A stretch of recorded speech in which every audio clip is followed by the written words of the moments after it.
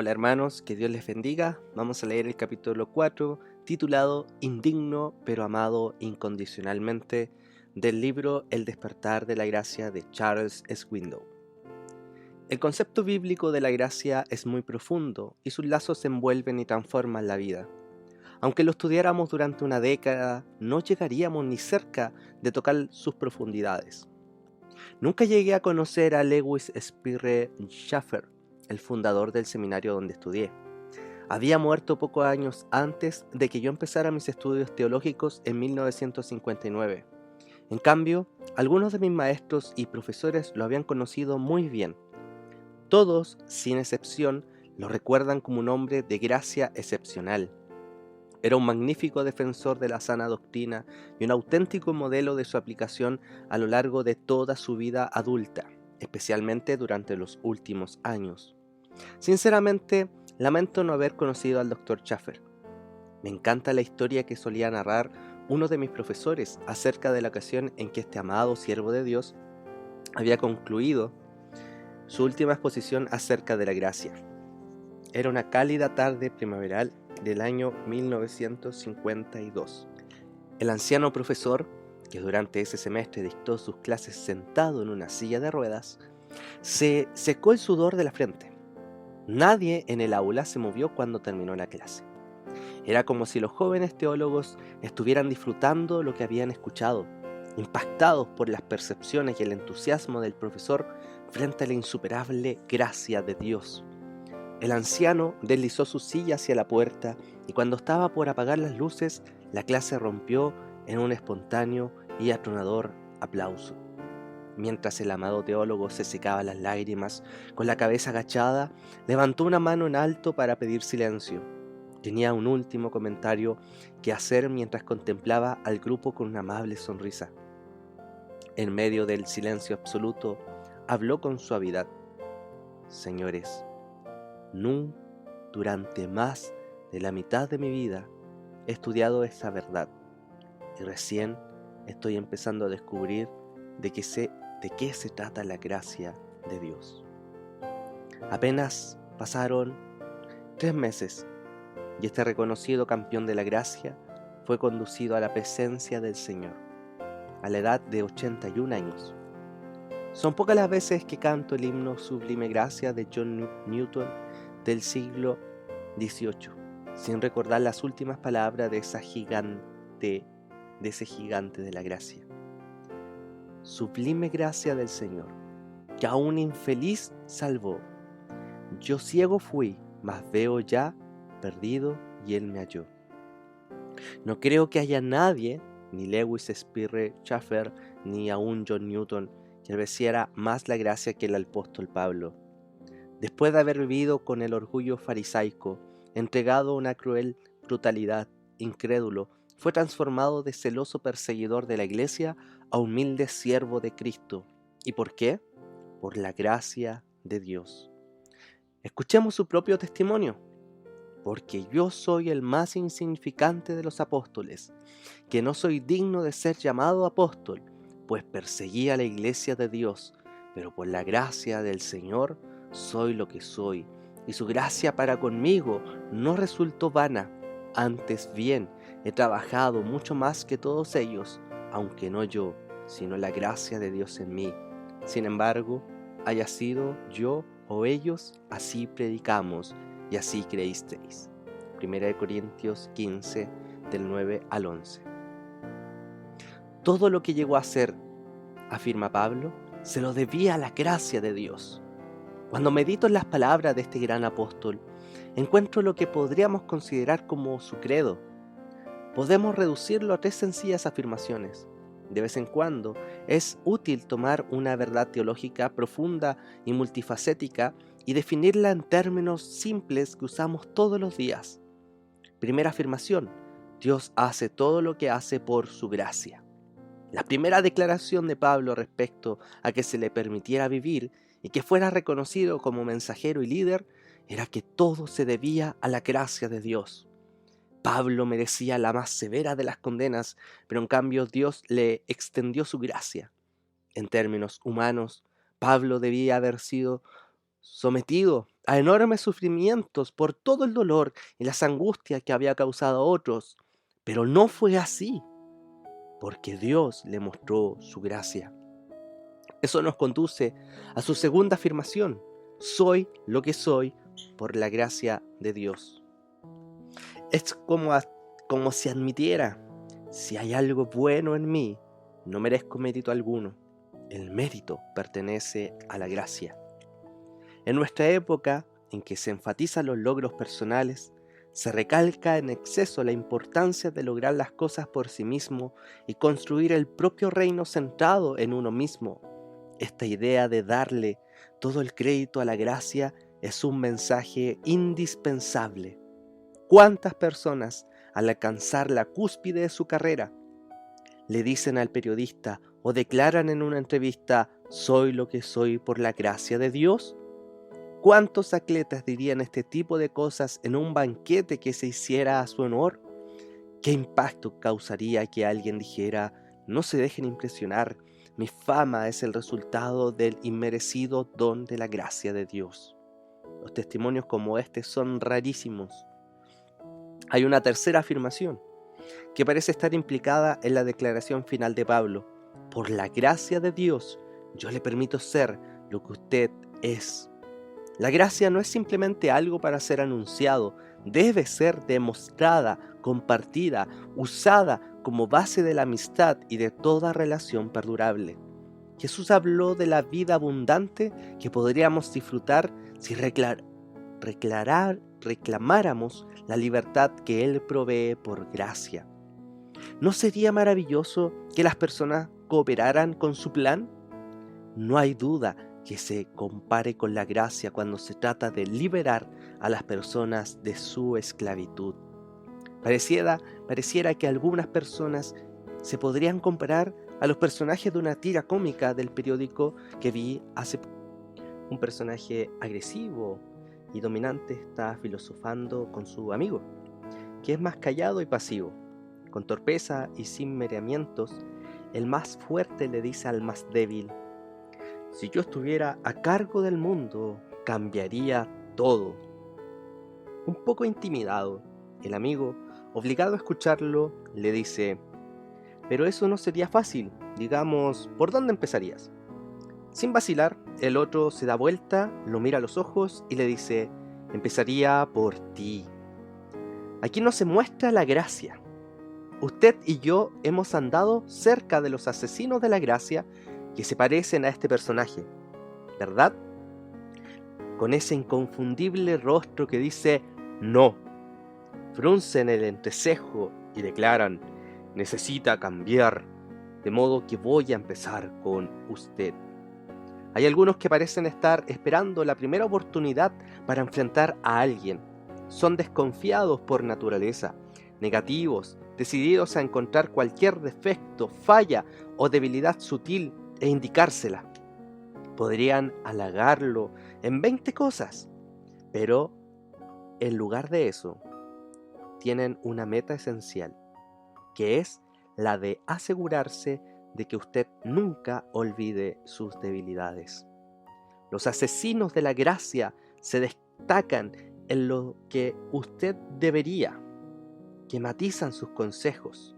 En lugar de alabar, atacan por sorpresa. Jackie Hudson es una buena amiga. Ella es la mujer talentosa que tiene la dudosa distinción de intentar enseñarme cómo esquiar sobre la nieve, y posee las cicatrices que lo demuestran. ¡Qué hermoso modelo de paciencia! Ella escribió un libro llamado La duda, un camino hacia el crecimiento, del cual fue adaptado el artículo Las personas crecen mejor con la gracia, que publicara la revista Worldwide Challenge en abril de 1988. En ese artículo ella ilustra lo que me refiero.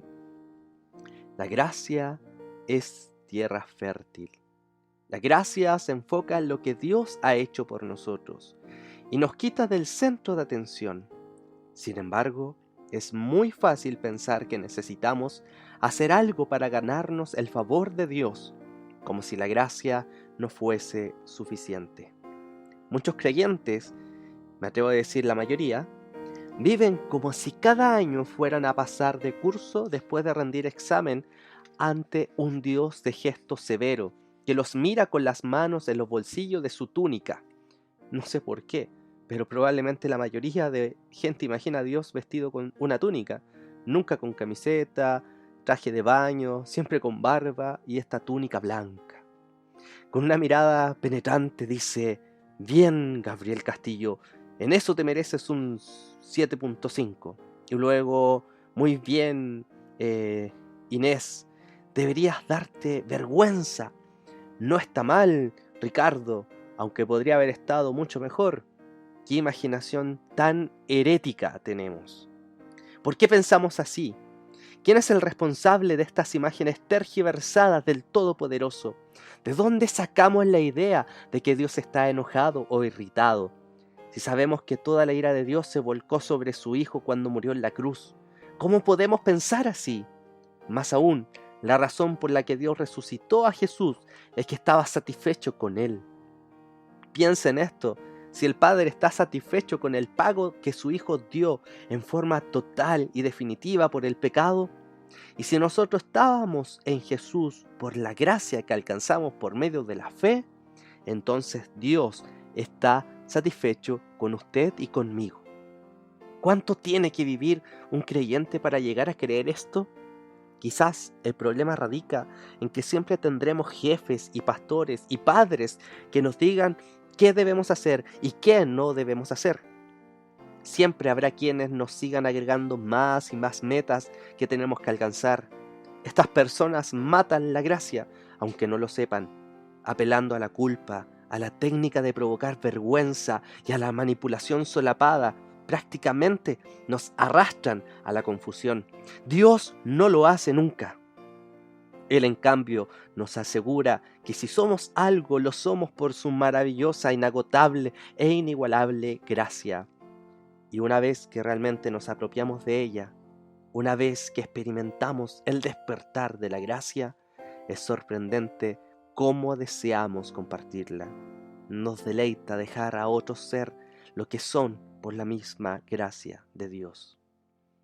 En un hermoso libro titulado La libertad de la obediencia, Elisabeth Elliot escribe acerca de un joven ansioso por renunciar al mundo y seguir fielmente a Cristo. ¿Qué es lo que debo abandonar?, se pregunta a dicho joven. La autora registra la siguiente respuesta, y al hacerlo ilustra la necedad de tratar de agradar a Dios intentando acatar reglas hechas por los hombres y normas legalistas. ¿A qué debe renunciar este joven? Trate de no sonreír. Para empezar, a la ropa muy colorida. Libérate de todo lo que haya en tu guardarropa que no sea de color blanco. Deja de dormir con una almohada esponjada. Vende tus instrumentos musicales y no comas más pan blanco. Si eres realmente sincero en tu deseo de obedecer a Dios, no puedes darte duchas tibias ni afeitarte la barba. Afeitarse es ofender a aquel que nos creó, es intentar mejorar su obra. ¿Parece absurdo?, pregunta la autora. Luego nos sorprende con la siguiente afirmación. Esta es la respuesta que se daba en las más reconocidas escuelas cristianas del siglo II. ¿No será que las reglas que han sido adoptadas por muchos de los creyentes del siglo XX y ahora XXI resultarán tan absurdas como estas cuando las lean los sinceros seguidores de Cristo de aquí a unos años más? Antes de que nos demos un chasquido con la lengua o nos riamos a carcajadas de estos asesinos de la gracia que operaban en el segundo siglo de nuestra era, deberíamos formularnos algunas preguntas como estas. ¿Qué mensaje le estamos dando a nuestros hermanos y hermanas en la familia de Dios? ¿Qué deben hacer para ganar el ingreso al círculo de nuestro amor incondicional y sentirse aceptados? Debo agregar una pregunta final. ¿Quién nos ha dado el derecho de determinar las reglas por las que deben vivir los demás? si el gran apóstol no tenía ninguna lista, si él era lo que era por la gracia de Dios, si se consideraba indigno, les puedo asegurar que todos estamos en la misma condición, igualmente descalificados, somos indignos y, sin embargo, amados incondicionalmente por el Padre. Para que haya verdadera madurez, se le debe dar a la gente la oportunidad para crecer, que incluye la oportunidad de fallar, pensar por sí mismos, estar en desacuerdo, cometer errores.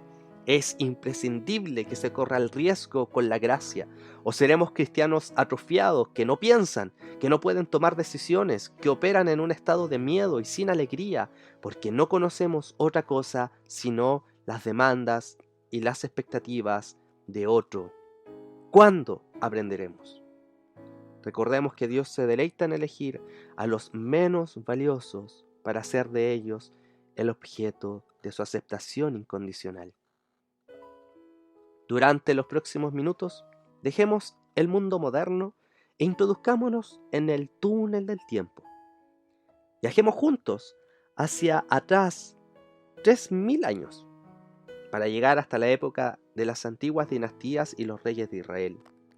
Era una época violenta, en la que todos los miembros de la familia de un rey depuesto eran exterminados cuando una nueva dinastía asumía el control. Naturalmente, todos los miembros del monarca destronado tenían sobrados motivos para vivir atemorizados una vez que el nuevo rey subiera al trono. En el caso en el que estoy pensando, el rey Saúl y su hijo Jonatán habían muerto después de una batalla. Cuando David supo de la doble tragedia, le dolió. No obstante, él era el elegido del Señor para suceder a Saúl. Sabiendo que ahora David era el nuevo rey de Israel, los miembros de la familia de Saúl huyeron para tratar de salvar sus vidas, pensando erróneamente que David les daría a ellos el mismo trato que daban los demás monarcas de las dinastías orientales. La escena que se registra en las escrituras es un verdadero pandemonio, y Jonatán, hijo de Saúl, tenía un hijo lisiado de los pies. Este tenía 5 años cuando Jezreel llegaron las noticias de la muerte de Saúl y Jonatán, y su nodriza lo tomó y huyó, pero sucedió que en su prisa por huir, él se cayó y quedó cojo. Su nombre era Mefiboset. 2 de Samuel 4:4. En el apuro de la huida, el pequeño nieto de Saúl sufrió una lesión que lo dejó inválido. Como no disponía de ayuda médica y no sabía a dónde recurrir por auxilio, el muchachito nunca se recuperó de su caída. Por el resto de su vida quedó inválido de ambos pies. Eso ocurrió cuando el pequeño tenía 5 años, y el relato sagrado no nos dice más sobre él, sino hasta 15 o 20 años más tarde. En 2 de Samuel 9 tenemos un eslabón que continúa con la historia. Han pasado los años. Mefiboset ahora es adulto y tiene un impedimento físico severo. Está inválido de ambos pies. David no solo ocupa el trono, sino que se ha ganado el corazón del pueblo. Toda la nación le canta sus alabanzas. Hasta ese momento su integridad no ha tenido una sola mancha. Geográficamente ha agrandado su reino 10 veces. La fuerza militar de Israel está más fuerte que nunca. Las naciones enemigas ahora respetan a esta joven y poderosa nación. David goza de buena salud y es feliz. Todavía no ha conocido la derrota en el campo de batalla, lo que significa que su mundo inmediato está relativamente tranquilo. Su economía y su diplomacia implican una saludable cambio respecto a los tiempos de Saúl. No solo había comida en cada mesa, sino uvas en todos los viñedos. Es uno de esos raros tiempos de gran prosperidad y paz dados por Dios. Sobrecogido ante tanta bondad y gracia del Señor, el rey reflexiona en todas sus bendiciones. Al hacerlo, debe haber tenido un momento de nostalgia, recordando su antigua amistad con Jonatán, y los recuerdos los mueven a preguntar: ¿hay todavía alguno que haya quedado de la casa de Saúl para que yo le muestre bondad por amor a Jonatán? 2 de Samuel 9:1. Es una pregunta llena de gracia, que nace del corazón de un hombre agradecido. Aquellos de ustedes que se encuentran en un tiempo semejante en su propia vida, saben que habrá ocasiones en las que reflexionarán así. Usted se remonta al pasado y recuerda con cariño alguna relación simpática, algún individuo que ha jugado un papel importante para que usted llegara a donde se encuentra hoy. A usted le hace sonreír y le gustaría que hubiese una forma especial en que pudiese mostrar su agradecimiento, pero tal vez su amigo de muchos años o mentor esté muerto. Es muy probable que David recordara el tierno momento cuando él y Jonatán habían pactado cuidarse y protegerse el uno del otro sin tomar en cuenta las circunstancias. Primera de Samuel 20, del 13 al 17 dice: si mi padre quisiera hacerte mal, que así haga el Señor a Jonatán, y aún le añada si no te lo hago saber y te envío para que vayas en paz. Y que el Señor sea contigo como ha sido con mi padre. Y si todavía vivo, ¿no me mostrarás la misericordia del Señor para que no muera? No quitarás tu misericordia de mi casa para siempre, ni aun cuando el Señor haya quitado de la faz de la tierra a cada uno de los enemigos de David. Jonatán, pues, hizo un pacto con la casa de David diciendo: el Señor lo demande de la mano de los enemigos de David. Y Jonatán hizo jurar a David otra vez a causa de su amor por él, pues le amaba como a sí mismo. Mientras está perdido en sus pensamientos, una luz se enciende en los recuerdos de David. Recordando esa promesa, busca la manera de ponerla en práctica. No quisiera que se le pase por alto la importancia de uno de los términos que usó David. ¿Hay todavía alguno que haya quedado en la casa de Saúl para que yo le muestre bondad por amor a Jonatán? Se trata de la palabra hebrea Hesed, a menudo traducida en el Antiguo Testamento como misericordia, amor bondadoso o gracia. ¿Hay todavía alguien vivo en la familia de Saúl a quien yo pudiera mostrar la misma clase de gracia que Dios ha tenido conmigo? Esa es la idea que da vueltas en la mente de David. Me encanta el planteamiento de la pregunta, precisamente por lo que no plantea. No pregunta: ¿hay alguien que merezca? ¿Hay alguien que reúna los requisitos? ¿Hay alguien inteligente que pudiera servirme en asuntos del gobierno? ¿O que tenga un buen físico para incorporarlo a mi ejército? No, simplemente pregunta: ¿ha quedado alguno? Se trata de un deseo incondicional, una pregunta empapada de gracia. Me pregunto si habrá alguien allí. El rostro de David es un rostro que dice sí en este momento nostálgico. Pero algo me indica que el servidor al que hace venir tiene un rostro que dice no. Su nombre es Siba. Escuche su respuesta y perciba el no de su voz. Y había un siervo de la casa de Saúl que se llamaba Siba, y lo llamaron ante David. Y el rey le dijo: ¿eres tú, Siba? Y él respondió: tu servidor. Y dijo el rey: ¿no queda aún alguien de la casa de Saúl a quien yo pueda mostrar la bondad de Dios? Y Siba respondió al rey: aún queda un hijo de Jonatán, lisiado de ambos pies. Segunda de Samuel 9, del 2 al 3. ¿Se da cuenta de que hay un no en su respuesta, aunque en rigor haya sido afirmativa? Por supuesto, Rey David, sé de alguien, pero realmente no creo que tú lo quieras tener por aquí dando vueltas. Verás, es un lisiado, un inválido, no sería adecuado, no es propio de la realeza. Lo que significa, una vez que desenmascaramos el orgullo, ese hombre no es como el resto de nosotros. Me encanta la respuesta del rey David. En vez de decir: no me digas, ¿es muy tullido ese hombre?, lo que responde es: ¿dónde está? Si hay alguno, cualquiera que sea, traigámoslo aquí. ¡Qué gracia! Quizás un tanto sorprendido, Siba respondió al rey: he aquí, está en casa de Maquir, hijo de Amiel, en Lodebar. Segunda de Samuel 9:4. Es interesante notar que el Lodebar en hebreo significa lugar estéril. Podría traducirse como tierra inepta para pastoreo. Es como si el siervo estuviera diciendo que el hijo de Jonatán vive en un lugar absolutamente desértico, un lugar sin cultivos, un yermo. No hay un instante de vacilación. David ya ha escuchado lo suficiente como para entrar en acción. Se busca a un inválido. Entonces el rey mandó traerlo de la casa de Maquir, hijo de Amiel, de Lodebar, y Mefiboset, hijo de Jonatán, hijo de Saúl, vino a David, y cayendo sobre su rostro se postró. Y David dijo: Mefiboset. Y éste respondió: He aquí tu siervo. David le dijo: No temas, porque ciertamente te mostraré bondad por amor a tu padre Jonatán, y te devolveré toda la tierra de tu abuelo Saúl, y tú comerás siempre a mi mesa. Segunda de Samuel del 9, 5 al 7. Es lógico que el hombre inválido se sintiera asustado al entrar al palacio de Jerusalén. Desde pequeño había tenido que ocultar su identidad para salvar la vida. Nunca quiso ser hallado, y menos por el rey que había sucedido a su abuelo en el trono.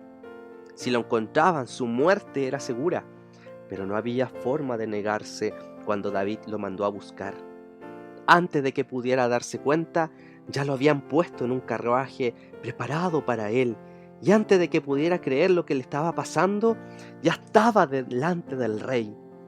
Todo esto explica por qué las palabras de David deben haber dejado atónito a Mefiboset. Son propias de David, de su carácter. Cuando el corazón está lleno de gracia, la persona desea liberar a otros del temor, no producirlo.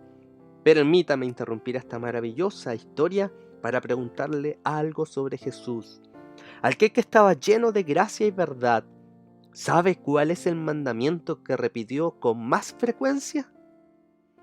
La mayoría de las personas a las que le hago esta pregunta no saben responderla correctamente. Nuestro Señor pronunció muchos mandamientos, pero este es el que repitió con más frecuencia: no temáis. ¿No es fantástico? No tengas miedo. Naturalmente, la reacción más común de alguien que estuviera parado ante el Santo Hijo de Dios debe haber sido el temor. Sin embargo, Jesús, lleno de gracia, decía cada vez: no tengas miedo. No encaraba a las personas con el entrecejo fruncido, mirándolas de la cabeza a los pies y blandiendo un garrote. Los recibía con los brazos abiertos y palabras reconfortantes: no tengas miedo. Esas palabras son las palabras que David usó para Mefiboset. Están empapadas de gracia. Mefiboset debe haber esperado que le hundieran una flecha en su cuerpo. Con razón dice, tocando el suelo con el rostro ante su rey: «He aquí tu siervo, no tengas temor», le dice David. Pero el pobre inválido no puede dejar de temblar.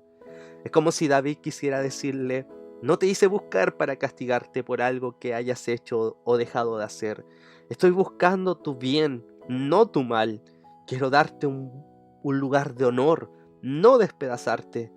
El secreto del mensaje de David hacia este hombre puede resumirse en 8 palabras. Puedes estar seguro de que seré misericordioso contigo.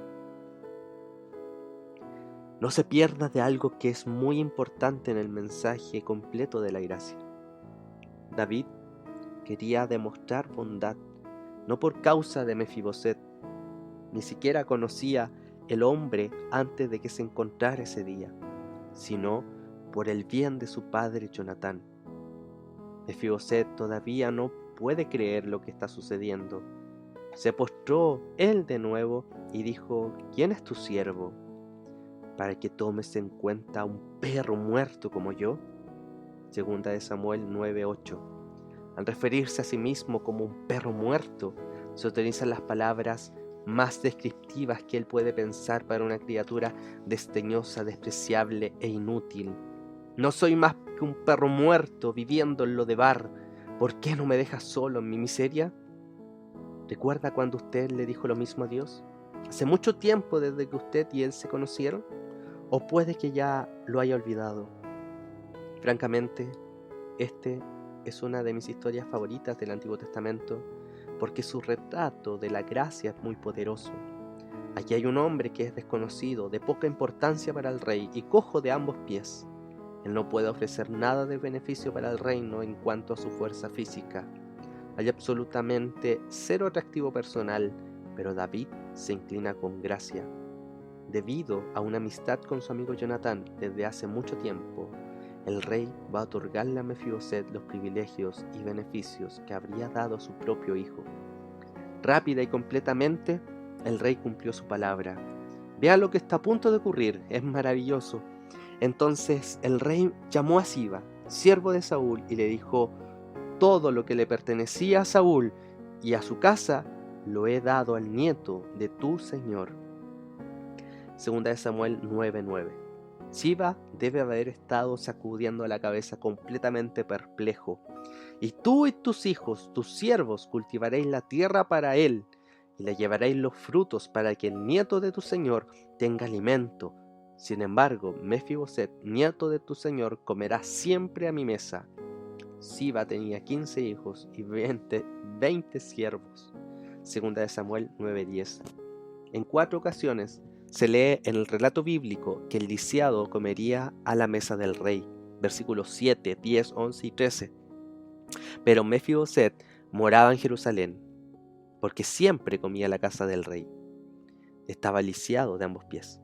Segunda de Samuel 9:13. ¡Qué escena! ¡Qué gracia!